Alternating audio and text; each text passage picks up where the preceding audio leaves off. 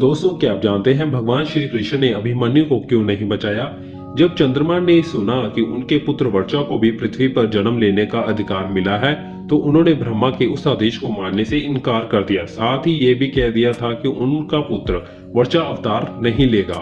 चंद्रमा कभी नहीं चाहते थे कि उनका बेटा पृथ्वी पर जाकर महाभारत का युद्ध लड़े, परंतु उन्हें विवश होकर अपने पुत्रों को महाभारत के युद्ध के लिए भेजना पड़ा था। चंद्र को आखिर क्यों इस बात के लिए विवश होना पड़ा था? किसने उन्हें विवश किया था और उनके पुत्र वर्चा ने किस प्रकार महाभारत का युद्ध लड़ा था? साथ ही आखिर इस युद्ध में भगवान श्री कृष्ण ने अभिमन्यु को क्यों नहीं बचाया था? आगे हम इसे जानते हैं।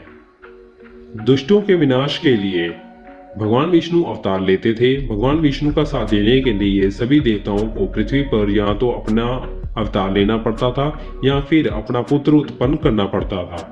द्वापर युग में दुष्टों का विनाश करने के लिए भगवान विष्णु कृष्ण के रूप में अवतार लेने वाले थे। तब ब्रह्मा जी ने सभी देवताओं को यह आदेश दिया था कि भगवान श्री कृष्ण की सहायता के लिए वह सभी पृथ्वी पर अंश अवतार ले या अपने पुत्रों को जन्म दे।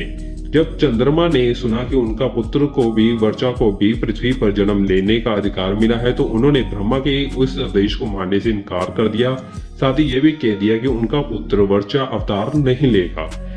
तब सभी देवताओं ने चंद्रमा पर यह कहकर दबाव डाला कि धर्म की रक्षा करना सभी देवताओं का कर्तव्य ही नहीं, धर्म भी है। इसलिए वह अथवा उनका पुत्र अपने कर्तव्य से कैसे भी मुक्त हो सकते हैं। देवताओं के इस प्रकार दबाव डालने पर चंद्रमा विवश हो गए थे, लेकिन फिर भी उन्होंने देवताओं के सामने एक शर्त रख दी।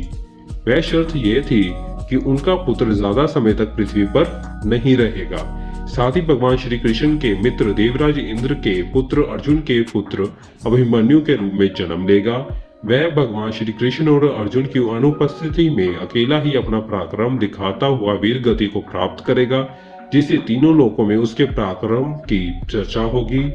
इसके साथ ही चंद्रमा ने देवताओं के सामने ये शर्त भी रख दी थी कि अभिमन्यु का पुत्र भी उस कुरु मंचा का उत्तराधिकारी होगा।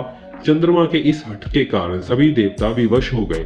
तब चंद्रमा के पुत्र वर्चा ने महारथी अभिमन्यु के रूप में जन्म लिया था, जिसके बाद द्रोणाचार्य द्वारा रचे गए चक्रव्यूह में तीनों में अपना पराक्रम दिखाकर अल्प आयु में ही वीर गति को प्राप्त हो गए। कहते हैं कि यही कारण था कि श्री कृष्ण ने अभिमन्यु को नहीं बचाया था। ऐसे ही और नए फैक्ट्स जानने के लिए वीडियो को लाइक, शेयर करें और चैनल को सब्सक्राइब करें। बेल आइकन को दबाना मत भूलिएगा।